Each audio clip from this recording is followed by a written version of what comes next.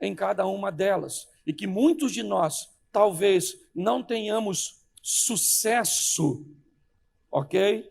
Na nossa caminhada, no que diz respeito a êxito, né, aos resultados e à aceitação, talvez porque queimamos alguma etapa ou sofremos com alguma estrutura na formação das etapas que enfrentamos. Preste atenção. Gênesis, capítulo 37. Coloca para mim verso 3. Gênesis 37, 3.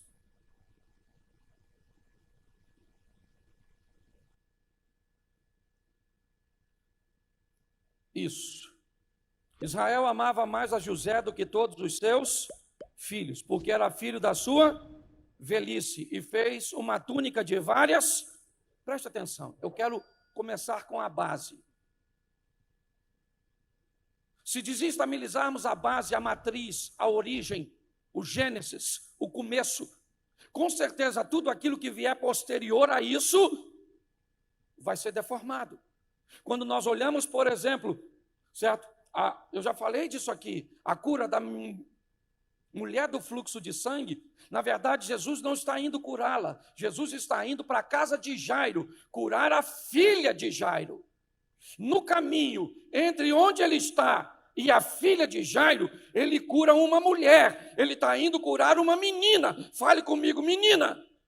Mas no caminho ele cura uma, ele está indo curar uma, mas no caminho ele cura uma, porque nós não vamos curar os meninos se não curarmos os adultos. Nós não vamos curar a nova geração se não curarmos essa. Precisamos entender que o grande problema é de base. É de base. Se você conhece um pouquinho, você sabe, quem se alimenta mal na base, tem problemas de raciocínio, são uma série de coisas. Mas preste atenção, o ambiente de base de José. Eu só olhava ele vencendo. E é muito legal olhar para a vida de um vencedor, assistir a palestra de alguém, certo? Que se tornou um milionário, que recebeu notoriedade, certo? É muito legal. Mas vamos dar uma olhada em como essa história começou. Na base de José, diz, ele era um filho que era amado. Ele era um filho que seu pai lhe supria necessidades materiais. A base de José foi uma base sólida. A estrutura na cuja qual ele se formou, ele se estabeleceu. E aí eu me pergunto, segundo a Bíblia, quem recebe Cristo nasce de... E que base os recém-nascidos recebem para exercer a sua caminhada de fé, se a Bíblia faz uma analogia entre o novo nascimento e o nascimento verdadeiro. Sair do ventre da mãe, certo? E receber a Cristo como Senhor e Salvador. Será que o grande problema dos crentes não tem nada a ver com fé, tem a ver com base? No momento em que nasceram, no momento em que tiveram o contato com Cristo, foram motivados pelo Espírito Santo, será que eles receberam o amor que precisava para crescer num ambiente saudável? Será que eles receberam a instrução para que crescesse num ambiente saudável? Será que o que vivemos e vemos hoje, a popularidade do Evangelho, há anos atrás, você ligava, era uma ou duas rádios evangélicas. Hoje deve ter 20. Antes você ligava, era um programa ou dois, no máximo na TV. Hoje tem 5, 6, 10. Pare para pensar. Nunca crescemos tanto e nunca fomos tão fracos. Porque crescemos fragmentados. E o Salmo 133 diz que Deus ordena a bênção onde há união. Quando olhamos para isso, talvez tenhamos mais ou menos o panorama ou a visão correta do que estamos vivendo hoje. Um Cristo utilitário que vem à igreja para atender a necessidade das pessoas que querem um carro, que querem uma casa, que querem uma cura, que querem que ele entenda que, certo, que no mundo moderno eu posso mostrar minha nudez, eu posso fazer isso, eu posso provar disso, eu posso provar aquilo. Por quê? Porque o mundo hoje tem mais a ver com humanismo, com o homem no centro de tudo, do que com Deus no controle de todas as coisas. O que eu quero que você entenda é que o que recebemos são resultados de nossas próprias ações. Ontem, no trabalho de mulheres, quando eu vi o Rafael dizendo aqui, que quando oramos mais pelos outros e menos por nós, quando estamos mais interessados no bem-estar das pessoas do que no nosso, estamos no caminho certo e Deus começa a abrir as portas para nós. Eu começo a entender que qualidade de vida tem, entenda bem com maturidade o que eu vou falar, menos a ver com oração e mais a ver com decisão. São decisões. O homem que se sentiu mais amado por Jesus foi João, mas ele não viveu 1/3 dos milagres que Pedro viveu com todo o temperamento que tinha, porque Pedro era um homem ativo, dinâmico. Pare e pense nisso. Ah, mas João viveu mais. Sim, foi para Patmos. Está certo. Mas o que eu quero que nós venhamos entender é que somos muito responsáveis. Quando eu olho para a vida de José, o que eu vejo? Uma base. E Provérbios 22:6 diz assim: ensina o menino o caminho que ele deve, porque ele vai crescer e não vai se desviar dele. Eu vim semana passada de uma viagem e eu passei por Londres. As melhores escolas de Londres são cristãs. Os muçulmanos botam seus filhos para estudar nas escolas cristãs. Eles ficam 5, 10 anos e não perdem sua fé. O filho dos cristãos vão para a faculdade com 3 aulas de filosofia, já está questionando quem é Deus. Tem alguma coisa errada no sistema. São casamentos sendo destruídos, filhos sendo destruídos, finanças totalmente desestruturadas. Tem alguma coisa. E não tem a ver com fé, tem a ver com decisão. Quando eu pego José, o que eu vejo? Sua base.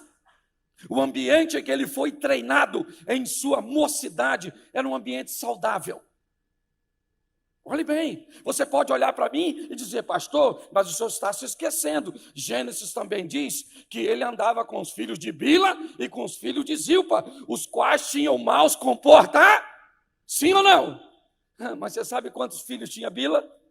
2. Quantos filhos tinham Zilpa? 2. 2 e 2? Você lembra da primeira mulher de Jacó?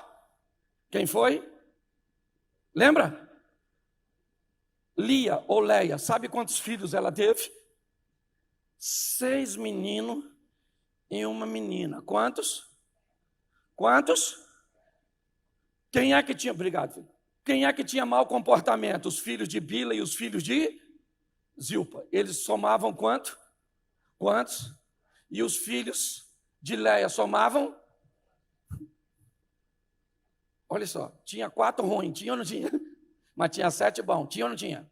Então, deixa eu falar uma coisa para você. Você quer viver uma vida de alta performance? Descubra que perto de você vai ter crente ruim, mais ruim, ruim. Ele é tão ruim que não tem qualificação para entrar no inferno. Ruim mesmo, ruim. Tem ou não tem? Fala durante o culto, mexe no celular, não presta atenção, fica paquerando. Tem ou não tem? Jesus, tem misericórdia. Tem ou não tem? E tem gente que fica olhando para esse e copia, sim ou não? Sim ou não? Sim. Mas tem mais gente boa do que ruim. No meio daquele ambiente, o José olhou para quem? Para os irmãos ruins ou para os irmãos bons? Me ajuda aí, gente. Eu sei que não é muito motivador, que eu estou mexendo com você. E talvez você seja um dos ruins. Olhe para mim. Entenda bem. Tem gente boa, sim ou não? Em tudo quanto é. Tem gente ruim? Em tudo quanto é. A decisão é quem vai te influenciar. Eu gosto dele, por quê? Mas por que ele teve condições de se posicionar? Porque tinha uma boa e uma boa base para pessoa se formar. É alimentação, sim ou não? Sim ou não? Suprimento de suas necessidades materiais, sim ou não? Abrigo, essas coisas. É ou não é? Mas quando você nasce de novo, o que é base para crente? Palavra de Deus. Palavra de Deus. Fala assim, palavra de Deus. Isso. Oração. Isso. Meditação. Isso. Entendeu? Andar com gente que tem bom comportamento. Eu gosto. Os irmãos dele, tinha gente para dar exemplo negativo? Você pode vir para a igreja e vai encontrar alguém que vai te dar um exemplo negativo. Ah, foi lá na igreja do pastor. Nossa, me trataram mal, mandaram eu tirar o carro, disse que não podia sentar ali. Pode ter alguém que te trate mal, sim ou não? Mas tem muita gente boa. É assim que funciona. A vida funciona assim. Agora eu preciso entender que uma boa base pode me fazer, né, criar uma estrutura para que eu possa vencer as próximas etapas. José, o único ambiente confortável que ele viveu na vida dele foi enquanto estava na casa do papai, recebendo sua base. Quando o período, a fase da base acabou, ele começa a ter problema com seus irmãos, começa a ser um ambiente desconfortável. Era assim. Por quê? Porque ele vai para a próxima fase. E a fase que ele está indo, escute bem, a fase que José está indo, não dá para Rubens, Simeão, Levi, Isacar, Zebulun, Gade, Azé, Naftali, não dá para ninguém ir acompanhá-lo. Não dá. É a nova fase de José e não de seus irmãos. Para onde José está indo, é importante entendermos isso. Há um relacionamento personalizado entre nós e Deus, por mais que sejamos um corpo, por mais que estejamos juntos, por mais que façamos parte da mesma igreja, cada um de nós temos um relacionamento personalizado com Deus, para irmos para as próximas fases de nossa vida. Na fase que José vai, não dá para seus irmãos irem. Ela é boa? Não. Bom era ficar pertinho do papai, onde tinha roupinha, onde tinha amorzinho, onde ele era o filho querido. Mas em ambiente confortável a gente não cresce. Crescimento traz dor. E nós temos que crescer, porque crescer é essencial. Então, o papai não pode estar perto, não pode ter mais roupinha nova, não pode ter nada. Agora ele vai ser vendido pelos irmãos, e vai para a casa de Potifar, para o Egito. Por que ele vai para o Egito? Porque é a próxima fase da vida dele. Lá não é fácil. Enquanto na casa do pai ele era o queridinho, no Egito ele vai ser o escravo. Ele vai ser o escravo. E ele vai administrar a casa de um indivíduo e vai ver esse indivíduo enriquecer cada vez. E ele vai continuar. E o patrão enriquece, e o patrão enriquece, porque a maturidade nos faz entender que o tempo dos outros não é o nosso. Pare de canalizar forças para ficar olhando a prosperidade do outro. Espere o seu tempo acontecer. Tem gente que não vive uma vida próspera e não vai para uma etapa de sucesso porque tem pavor do sucesso dos outros. José está trabalhando, Deus era com, e quem era abençoado com isso? O Potifar. Mas a casa de Potifar me mostra um nível de maturidade. Qual é? Primeiro, eu vou aprender a conviver com o sucesso dos outros. Segundo, eu vou aprender a conviver com gente que está acima de mim. Na casa de Potifar, tem gente acima de José. Ele vai ver o cara prosperar e ele continuar escravo. E ele vai ver e vai ter que aprender a lidar com gente que está acima dele. Hoje, grandes desafios. Você sabe, quem faz seleção hoje de empresas sabe que a grande maioria das pessoas são requisitadas, são separadas por currículo, mas são demitidas por personalidade. Não sabe trabalhar em grupo, tem dificuldade com hierarquia. Olhe bem, o que é isso? Isso é vida. Isso é vida. Quando nós olhamos para essa situação, a casa de Potifar me mostra isso. Sabe? Um cara vê o sucesso de Potifar e ele continua trabalhando. Mas o sucesso é de quem? É de Potifar, mas ele continua trabalhando. E convivendo com quem? Com quem está acima. Sabendo seus limites, sabendo o que é seu e o que não é seu. Sabendo que a hora dos outros não é a sua. Deus está no controle da nossa vida. E a Bíblia diz uma coisa através do profeta Jeremias: eu bem sei os pensamentos que tem a respeito de vós, são pensamentos de paz e não de mal, para que eu possa dar a vocês o fim que vocês desejam. Deus está dizendo: eu sei o que vocês querem para você. Está lá no Novo Testamento: se um filho pede um pão, o pai jamais lhe dará uma pedra. Se pede um peixe, jamais lhe dará uma serpente. O que Deus está falando? Velho Testamento, Novo Testamento. Eu sei o que você quer para você. E eu tenho trabalhado para dar a você aquilo que você... E você está trabalhando contra. É isso. Só que a fase da casa de Potifar acabou. Acabou. O tempo passou. Acabou. Aprendeu a lição, José? Agora nós vamos tirar você daí.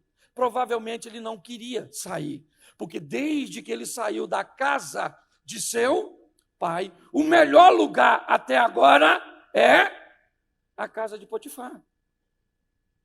Ele foi escravo na mão de midianitas, ismaelitas. Ele estava numa cova, vendido pelos seus irmãos. E agora ele está no momento de ascensão. E ele não quer sair, provavelmente, da casa de Potifar.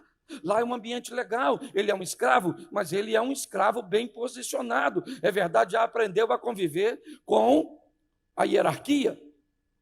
Só que agora, já que ele quer sair da casa de Potifar, me ajuda aí, sim ou não? Sim ou não? Então Deus vai tirar ele de lá, porque Deus vai tirar você de lugar que você está preso. Pare de se prender a coisas, às pessoas, a relacionamentos que te impeçam de ir para a próxima fase da sua vida. Tem relacionamentos, tem coisas, tem emprego, que por mais preso que você fique, ele precisa sair da sua vida, porque ele é um impedimento para que você passe para a próxima fase. Ele não queria sair, então Deus tirou. Ele não precisou ser desonesto, ele não precisou fazer nada de errado. Uma mulher nutriu um sentimento por ele, que ele não quis compartilhar, e ele então foi parar na prisão. Por quê? Porque a prisão tinha algo a ensinar a José. Porque as dores, as crises, os problemas, as dificuldades têm coisas para nos ensinar. Elas não podem nos matar. Elas não têm autorização de Deus para destruir a nossa vida. O máximo que ela pode é ser um sistema pedagógico para a nossa vida, usando um material didático que não nos agrade. É isso. A questão é essa. É um estilo de vida, gente. É isso que eu quero que você coloque. Ah, pastor, eu vim aqui, eu queria outra mensagem. Pois é. Só que hoje não vai rolar. Ah, então por que será que eu vim hoje? Porque Deus se enganou e deixou você vir. Essa mensagem não era para você. Mas Deus, infelizmente, achou que era. E por isso que você veio. Não, querida, a mensagem não é para quem não veio. Talvez você estava pensando aqui agora: ah, meu marido devia estar aqui. Porque a mensagem sempre é para quem? Para o outro. Deixa eu falar uma coisa para você. Eu não estou falando de estilo de vida. Ou eu não estou falando de momento. Eu estou falando de estilo de vida. Eu não estou dizendo, tem culto que você vai vir. Você vai vencer. Deus tem um milagre. Ele cura. Vai mudar hoje a sua família. Show de bola. Saem daqui flutuando. Aleluia. O que é isso? Isso é momento. Se eu falasse assim para você, olha como é que funciona a mente. Você vai vencer. Você é um vencedor em Cristo. Você vai vencer. Fala comigo, você vai vencer. Aí você vai vencer. Você vai vencer. Aí acabou o culto. Aí você vai embora. Vou vencer em culto bom, hein? Vou vencer. Eu tenho que vencer. Glória a Deus. Jesus está comigo, tem que vencer. Aí você chegou em casa. Tem que vencer, hein, gente? Eu tenho que vencer. Nossa. Glória a Deus, esse culto foi bom. Tem que vencer, isso aí, glória a Deus. Aí você dorme, amanhã cedo você levanta e diz: eu tenho que vencer, hein, gente? Eu tenho que vencer. Tudo bem que ontem estava mais forte, mas eu tenho que vencer. Não é assim não. Eu vou vencer. Aleluia. Por perto de meio-dia você já está assim, ó. Eu vou vencer. O que era uma afirmação na noite anterior se torna dúvida. Porque o que é isso? Isso é movimento. Nós não estamos falando de movimento, ainda que a nossa igreja acredite em dons, em cura, em poder de maravilha, em língua estranha, está tudo jóia, vamos para o céu, glória a Deus. Mas nós não estamos querendo. Por isso que a gente fala de oferta, por exemplo, não é para tirar seu dinheiro. Vamos agora ofertar. Isso. Fique de olho na minha mão. Isso, agora. Vou cantar um hino para você trazer oferta. Tudo entrega. Não é para tirar algo seu, não é para criar um ambiente para que você pegue tudo e entregue, não, é para transformar o seu estilo de vida em um estilo fiel, é isso, entendeu? Nós não queremos que você viva um momento, isso foi o que Pedro fez quando viu seu barco cheio de peixe, ele disse: Jesus, cara, tu pesca pra caramba, irmão, esse horário, mas pode ir embora, que meu barco já está cheio de peixe, valeu pela locação. Jesus falou: Pedrinho, deixa eu falar uma coisa para tu não está entendendo nada, irmão. Eu não vim no seu barco para oferecer para você um momento. Eu entrei no seu barco para mudar a história da sua vida. A partir de hoje você vai andar comigo e nós vamos ser pescador de... Eu não quero motivar você para viver um momento, eu quero motivar você para viver uma história. Eu não quero que você saia daqui e ora 24 horas por dia. Eu quero que você saia daqui e ore 2 minutos, 4. Já estou satisfeito com o seu começo, com o seu progresso. É assim que funciona. Mas quando esse cara sai da casa de Potifar e vai para a prisão, lá ele vai aprender a conviver com 2 coisas. Primeiro, com um local de poucos recursos. Porque tem gente que, se tiver tudo bem financeiramente, glória a Deus! Estou com dinheiro, Deus está comigo. O nome desse Deus é Mamon. Entendeu? Se dinheiro para você é Deus, o nome dele é Mamon. Certo? Mas eu aprendi uma coisa. Rico é aquele que tem muito de uma coisa só. Próspero é aquele que tem o bastante de muita coisa. Então, você define se você quer ser rico ou próspero. Você acha que eu tenho o dinheiro que eu gostaria? Não tem, mas dá para cumprir o operacional. Você acha que eu tenho o casamento que eu gostaria? Não tem, mas estamos juntos, né, filho? 29 anos. Isso aí. Você acha que eu tenho os filhos? Tem não, mas tem lá. Cadê? Está ali, ó. É isso aí. Isso aí. Não comi no ninho. Não, na verdade. Você acha que eu tenho a saúde que eu gostaria? Não, de vez em quando me dá uma dor de cabeça no corpo todo. Sim, deixa eu falar uma coisa para tu. Eu não sou rico, eu sou próspero. Eu tenho o bastante de muita coisa e não muito de uma coisa só. Quem aqui já soltou pipa? Levanta a mão. Isso. Lembra aquelas pipas que dava de lado? E ela fazia assim, ó. E você, pra cá, miserável. Tem gente que a vida é assim, vai para um lado só, dinheiro. Tem dinheiro para caramba, mas não tem saúde para comer alguma coisa. Tem dinheiro e saúde, mas não consegue uma mulher para pegar. Para se casar. Tem uns filhos que parecem alien versus predador. Sim, o que acontece? Deixa eu falar uma coisa para você. Nós estamos aqui oferecendo para você uma vida abundante. Amém? Então você vai ter que aprender a lidar com poucos e Deus vai estar contigo. Sem grana, mano. Entendeu? porque sem grana. Mas cadê? O que eu fiz de errado? Fez nada, santo. Chegou na vez de andar, abrir a geladeira e gritar água, água, água, água. Entendeu? Vai ter aquele dia, não tem jeito, faz parte da nossa. Quem já viveu um momento assim? Contar moedinha para comprar o pão. Abaixa a mão que eu quero saber dos milionários agora. Quem aqui nunca viveu isso? Levanta a mão. Ué, mas como é que eu... Então, o que você viveu? Já sei, você não quer levantar a mão, você é preguiça. Ok, tá.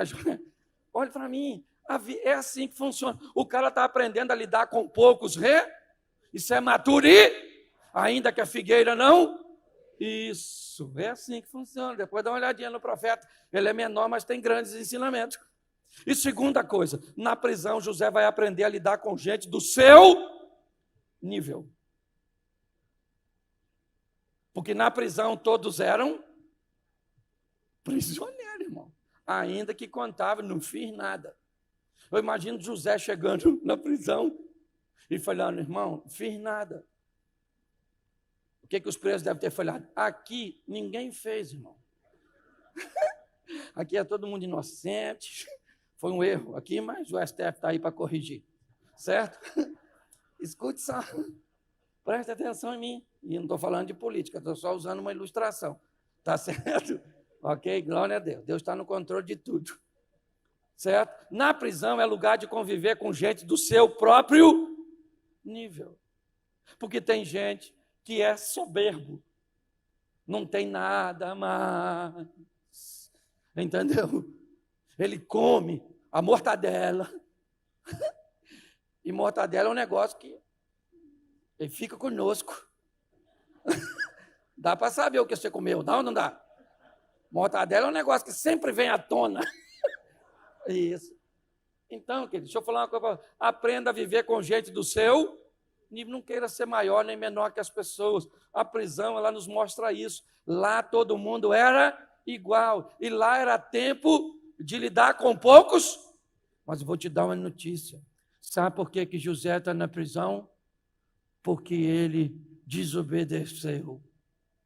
Sim ou não? Sim ou não? Sim ou não? Não? Não? Então por que ele está na prisão? Porque era a fase. Entendeu? Você, para ver que tem gente que basta as coisas piorar, Senhor, me revela o que eu tenho que consertar para sair daqui. E Deus deve falar assim, tem nada estragado não, filho. É o seu momento de passar. Senhor, fala comigo, usa alguém para eu sair logo daqui. E Deus diz, não vai, irmão. O José queria sair da prisão, sim ou não? Falou para o copeiro para falar com o faraó que ele não era estuprador. O que o copeiro fez? Esqueceu. 3 dias o copeiro esqueceu do Zé. E o Zé lá, o copeiro vai falar. E o copeiro, quem é Zé? Nem sei. Porque quando chega a época da fase, senta e curte. Curte. Isso. Glória a Deus. O que tem hoje para comer? Hoje tem ovo. E amanhã é ovo para 2, assim, metade do ovo. Isso, uma galinha chorou. Isso, filho. Ô, gente, o nome disso é maturidade, estilo de... Não, se está dando tudo certo, está tudo... Não, querido, Deus está no controle de todas as coisas. E ponto final. Só que a vida do José acabou na prisão, porque a prisão era uma fase. Agora, José está onde? No governo do Egito. Lá é um local de realização de sonhos e um lugar de aprender a conviver com gente que está numa posição inferior à sua. Ele começa na casa de Potifar, onde ele lida com gente que é maior que ele, certo? Na prisão todos são, e agora, como governador do Egito, quem é que está por cima? Ele. As fases. A maturidade chega para José. um dos homens que mais abençoou as nações estrangeiras para não morrer de fome, foi José. Um camarada que poderia ter revidado em seus irmãos que o venderam, mas que trouxeram, ou que trouxe seus irmãos para o Egito, para a terra de Gósen. Criou uma estrutura para que eles fossem. Só que o tempo de José passou. José disse aos seus familiares: quando vocês saírem do Egito, porque José sabia que para o povo o Egito era apenas uma fase. Quando vocês saírem daqui, levem meus ossos com vocês. Por quê? Porque José foi um personagem de uma vida que existiu antes de nós e que vai existir depois de nós. Num dos momentos mais duros da minha vida, de maiores perdas, foi quando eu perdi meu irmão mais velho, Adelso. Foi um período de muita turbulência na minha vida. Primeiro porque a igreja, a denominação, que eu era vice-presidente de uma das igrejas, minha cunhada era diaconisa. Ela simplesmente disse que meu irmão não poderia ser velado nas dependências da igreja. E eu tive que conseguir uma igreja emprestada para velar meu irmão. Foi muito doloroso, mas foi o fim da fase naquela denominação. Foi o que eu precisava de uma crise para entender que eu já não deveria estar mais ali e fui para a próxima fase. Não falo mal dela, não, foi um ato que aconteceu. Eu nunca vi José falando mal da mulher de Potifar, porque ela foi um instrumento para tirá-lo e para levá-lo para a próxima fase. Não estou falando mal da denominação, estou dizendo o que aconteceu. Mas a segunda coisa, meu irmão foi velado naquela igreja presbiteriana que tem ali, saindo aqui da igreja, né? Lá pelo cantinho. Quando você sai quase em frente à presbiteriana. E num dos momentos do velório, eu caminhei até a pista. E eu entrei meio que, não vou dizer em choque, não chegou para tanto, mas eu olhei como a vida continuava. Quando eu olhava para trás, para dentro das dependências, eu via o meu irmão morto. Mas quando eu olhava para fora, eu via que a vida continuava. É isso que eu quero que você entenda. É muito importante entendermos que o que nós podemos é deixar um legado no coração das pessoas. É influenciarmos as pessoas para que elas consigam viver um estilo de vida. É isso.